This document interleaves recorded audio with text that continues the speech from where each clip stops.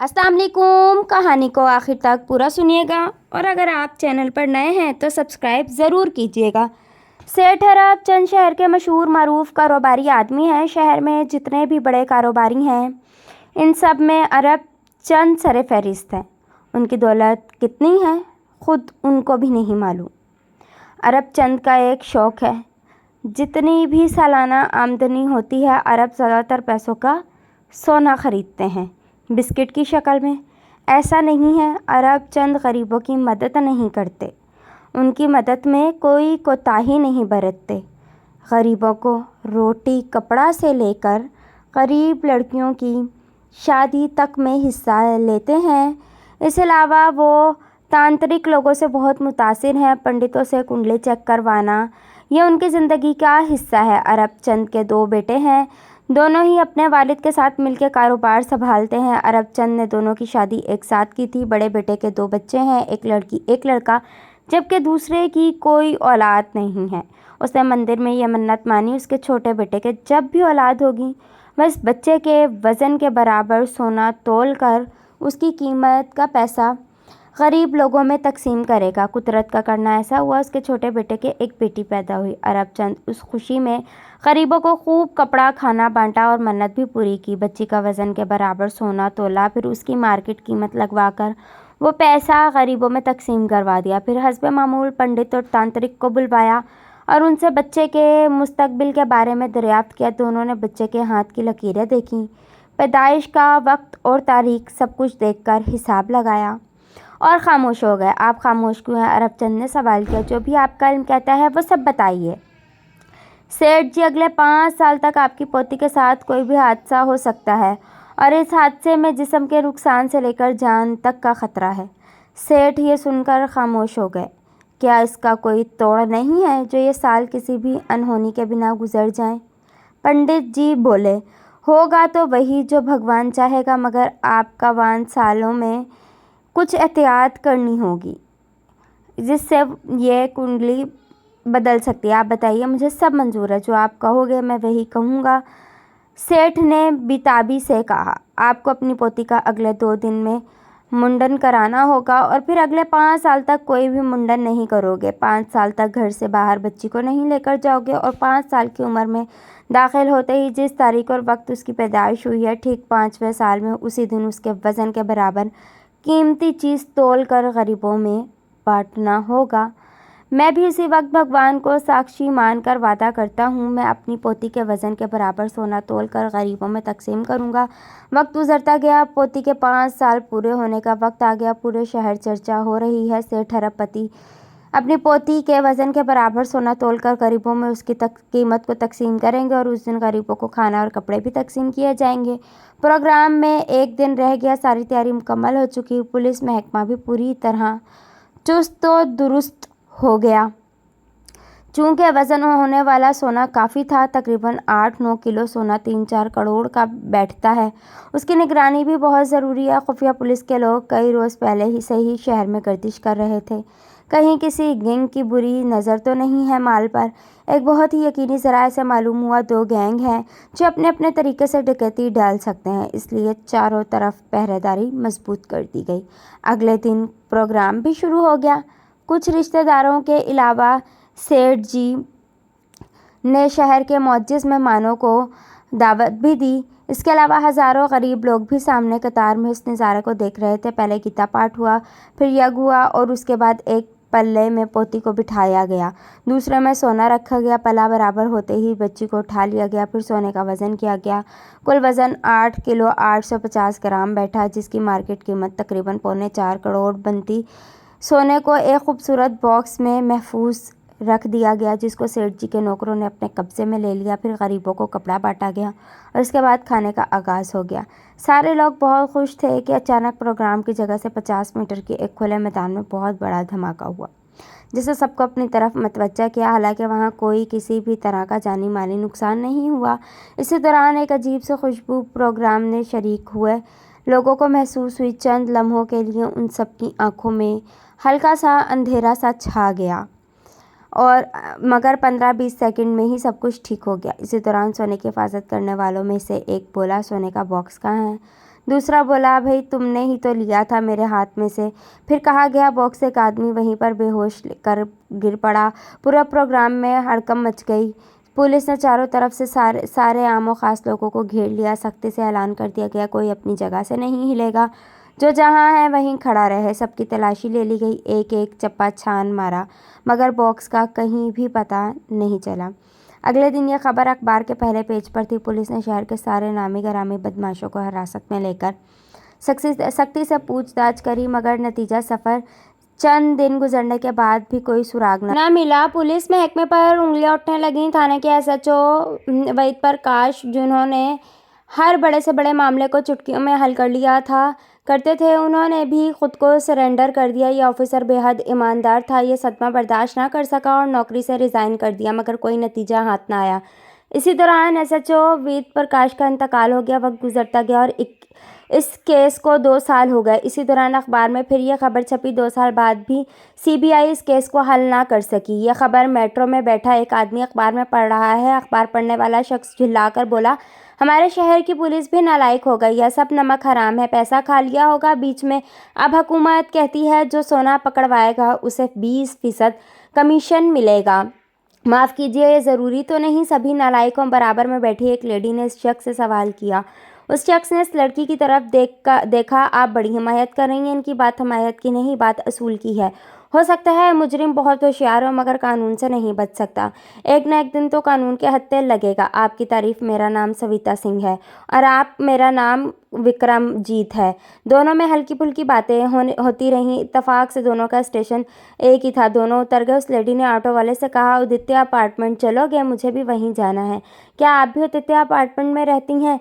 जी, मैं तो 15 महीनों से रह रहा हूँ, मगर मुझे अभी 6 महीने ही हुए हैं। आप कौन से ब्लॉक में रहती हैं? मैं पॉकेट ए में रहती हूँ, मगर मैं जेड पॉकेट में रहता हूँ। कभी मौका लगे तो रूम पर आइएगा, श्वेता ने कहा। विक्रम, ज़रूर। वैसे ये मेरा कार्ड है। आप MBA हैं, जॉब करती हैं? जी हाँ, मैं अपने रूम से ही काम करती हूँ। और आप क्या करते हैं? मैं एक कार कंपनी में अकाउंट का काम करता हूँ।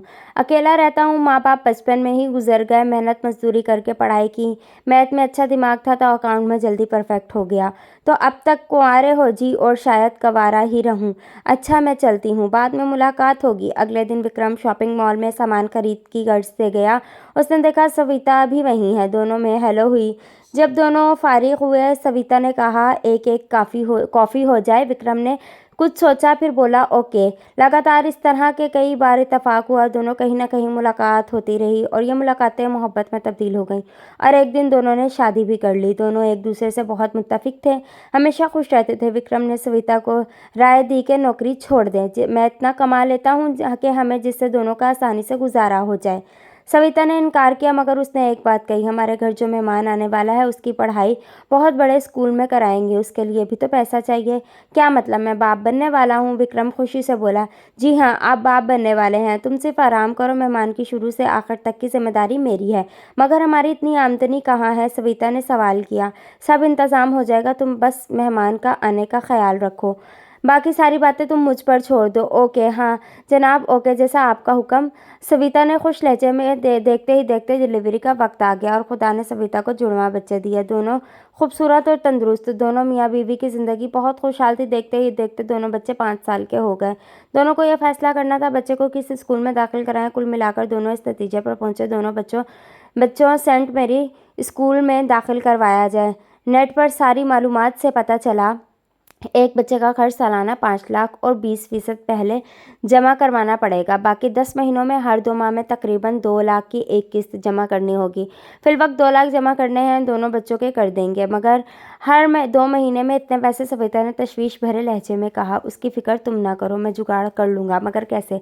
सविता ने सवालिया निशान लगाया। ऐसा ना हो बीच में बच्चे को स्कूल से उठाना पड़ जाए। अरे तुम्हें मुझ पर भरोसा नहीं है? सारी चिंता छोड़ो, कल स्कूल चलेंगे और सारी चिंता तुम मुझ पर छोड़ दो। बहुत तगड़ी भूख लग रही है, खाना लगाओ। कि जनाब, अभी लगाती हूँ। अगले दिन दोनों स्कूल गए और एडमिशन के लिए बात फाइनल हुई। प्रिंसिपल ने एक बात फिर दोहराते हुए कहा, आप हर शनिचर की शाम 5 बजे को अपने बच्चों को साथ लेकर जा सकते हो और संडे को शाम 5 बजे तक हर हाल में बच्चों की स्कूल में एंट्री होनी ज़रूरी है। कानून की खिलाफवर्जी करने पर आइंदा आप 1 महीने तक बच्चों को साथ नहीं ले जा पाओगे, लेकिन शुरू के 10 माह तक सिर्फ आप संडे टू संडे मिल सकते हो। जी जनाब, ऐसा ही होगा। ठीक है, कल आप बच्चों को छोड़ जाना। जी जनाब, शुक्रिया। और अगले दिन बच्चों को विक्रम और सविता स्कूल छोड़ आते हैं। रात को विक्रम और सविता रूम में बैठे हुए हैं। अचानक वो सविता से कुछ कहना चाहता है मगर कह नहीं पाता। सविता ने विक्रम की जानिब देखा। क्या बात है विक्रम, कुछ परेशान से नजर आ रहे हो? नहीं, ऐसा कुछ भी नहीं है। फिर भी बताओ, कुछ दिल में चल रहा है तुम्हारे विक्रम? दरअसल एक राज है मेरे दिल में जो ऐसे आज तक छुपाए रखा है। मगर क्यों? सविता ने पूछा। दरअसल मैं तुम्हें खोना नहीं चाहता। अपना माजी बताकर सविता। मुझे तुम्हारे माजी से कोई सरोकार नहीं, बस मैं ये जानती हूँ तुमने मुझे जितना प्यार दिया है मैं मरते दम तक नहीं भूल सकती। तुम कल कुछ भी थे, आज एक अच्छे इंसान हो। जो दिल में हो बता दो, दिल हल्का हो जाएगा विक्रम। दरअसल मेरे माँ बाप बचपन में ही गुजर गए थे। चची ने कभी मुझे प्यार नहीं दिया। दिन में एक बार खाना, वो भी तानाकशी करके। बस एक रात मैं घर छोड़कर भाग गया। स्टेशन करीब था, ट्रेन में चढ़ गया। आँख खुली तो किसी दूसरे शहर में था। गलत माहौल मिल गया। देखते देखते चोरी चकारी करने लगा। इसी दौरान जो नाम के एक बदमाश ने मुझे पाला और वो छोटी मोटी चोरी से डकैती डालने लगा।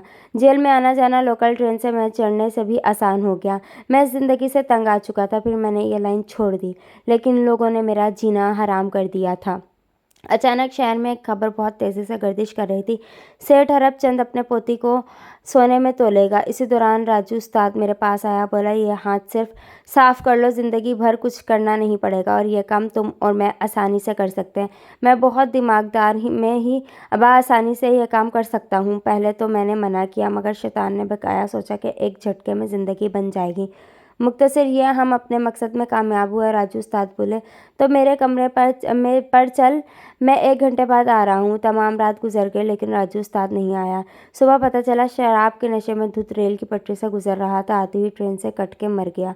यूँ सारा सोना मेरे पास था। मैंने उसे दफन कर दिया, मगर इसमें से एक बिस्किट निकाल लिया और मौका पाते ही उसे बेच दिया, जो कि 10 लाख का बिका। कुछ महीने तो मैं इसी शहर में रहा, फिर मैं यहाँ आ गया। पुलिस को शक राजू उस्ताद पर ही था, जो उसी रात रेल की पटरी पर कटकर मर गया।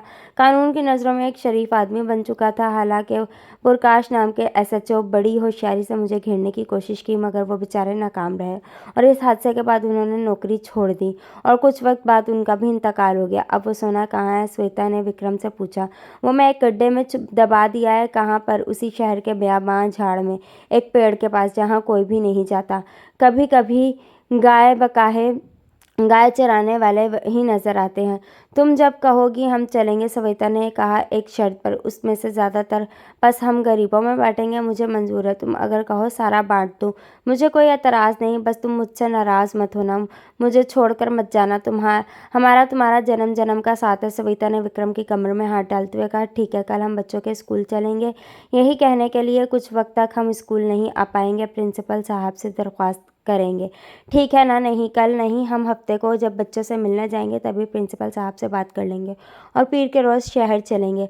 बस 3 दिन बीच में है। ठीक है, जैसा तुम बेहतर समझो, विक्रम ने रजामंदी का इजहार करते हुए कहा। 3 रोज़ भी गुजर गए। पीर के रोज़ दोनों दूसरे शहर जाते हैं, साथ में एक बैग भी लेते हैं। इस जगह पहुंचते ही उधर उधर देखते हैं। विक्रम पेड़ के पास खुदाई शुरू करता है और छोटा सा बैग निकालता है। बैग का धाना खोलता है, फिर मुतमईन हो जाता है। जैसे ही वो अपने बैग में माल रखता है, सामने जो मंजर देखता है उसके पैरों तले ज़मीन निकल जाती है। You are under arrest mister Vikram. ये आवाज़ किसी और की नहीं, खुद उसकी बीवी सविता की थी। सामने पुलिस स्टाफ पिस्तौल ताने खड़ा होता है। सविता, तुम? विक्रम हैरान कुन अंदाज में बोलता है। जी, मैं CBI officer Savita Singh, police officer with Prakash की बेटी हूँ। विक्रम सुन रह जाता है।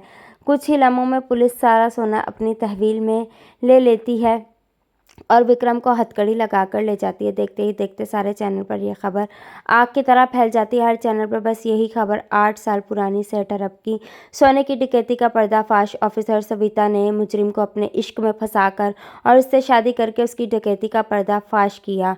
अगली सुबह के सभी अखबारों की फ्रंट पेज की खबर बन गई। विक्रम को 2 बजे स्पेशल कोर्ट में पेश किया जाएगा। 2 बजे अदालत लगती है। अदालत में चंद लोग और मीडिया के अलावा जाने की इजाज़त नहीं। अदालत के बाहर हज़ारों का मजमा है। अदालत लगती है। जज कार्रवाई करने की इजाज़त देता है।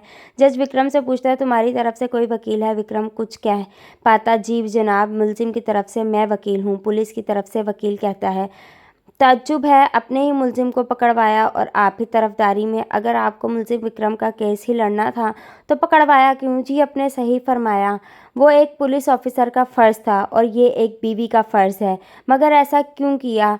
ऐसा इसलिए, जब मुलजिम ने डकैती डाली तो वो मुजरिम ख्याल का आदमी नहीं था। इसका सबसे बड़ा सबूत यह है कि उसने इस लूटे हुए पैसों को अय्याशी में नहीं उड़ाया, सिर्फ चंद लाख रुपए के अलावा। दूसरा ये, जब विक्रम ने मुझसे पैसों का जिक्र किया तो मेरे कहने पर उस बात पर आमादा हो गया कि सारा पैसा गरीबों में तकसीम कर देगा। उसने ये बात खौफ से नहीं की थी। उस वक्त तो वो जानता ही नहीं था कि उसकी बीवी इतनी बड़ी पुलिस ऑफिसर है और वो एक नरम दिल इंसान है। कुछ हालात ने उसे मजबूर कर दिया और जज साहब, चोरी डकैती डालने वाले लोग ऐश परस्त होते हैं, दोनों हाथों से पैसा लुटाते हैं, जबकि मिस्टर विक्रम ने ऐसा कुछ नहीं किया। इस बात की तस्दीक वो स्टाफ करेगा जिसने मौके पर सोना जब्त किया। जज साहब, मैं अदालत से यही दरख्वास्त करूंगी, कोई भी फैसला सुनाने से कब्र मुलजिम की इन सब बातों का भी तो ख्याल रखा जाए। उससे पहले पुलिस का वकील कुछ कहता। अदालत में सेठ अरबपति का, जिनके सोने की डकैती पड़ी थी, पूरे मजमे की नज़र सेठ जी पर मरकूज हो गई। सेठ जी ने अदालत से दरख्वास्त की, मुझे कुछ बोलने की इजाज़त दें। तो अदालत की मेहरबानी। जज ने बड़े एहतराम से कहा, क्यों नहीं, जो भी कहना है कह सकते हैं। शुक्रिया जज साहब, अभी आपने मुझे बोलने का मौका दिया। अदालत में बैठा हर आदमी जानता है वक्त की बहुत कीमत होती है और इसका सही इस्तेमाल होना चाहिए। सेठ जी, आपसे ज़्यादा कीमत की अहमियत कौन जान सकता है? आपका एक एक मिनट कारोबार ही है। जज ने अरबचंद से मुखातिब होते हुए कहा, यह आपका बड़कपन है जज साहब। जज साहब, मैं चाहता हूँ इस केस का फैसला आज ही हो जाए और यकीन दिलाता हूँ आप भी इस बात से मुत्तफिक होंगे। जज साहब, जब ये डकैती पड़ी और जिस अंदाज से पड़ी, मैं मिस्टर विक्रम के दिमाग की दाद देता हूँ।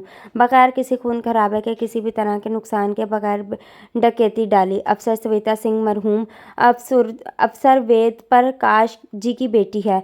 जिस तरह बाप खुददार था, बेटी भी खुददार का हो। अपनी ज़िंदगी दांव पर लगा दी। डकैती के बाद मरहूम वेद जी सारे हालत की जानकारी मुझे देने मेरे घर पर आते रहे। उन्हें यकीन था विक्रम ने ही राजू उस्ताद के साथ मिलकर काम अंजाम दिया, मगर इसी रात राजू का रेल के नीचे कटकर मर जाने से यह साबित ना हो सका और विक्रम बच गया। इसी अफसोस ने वेद जी ने नौकरी से इस्तीफा दे दिया। इसी दौरान उनकी बेटी भी हमारे शहर आ गई, जिनकी पोस्टिंग पंजाब में थी।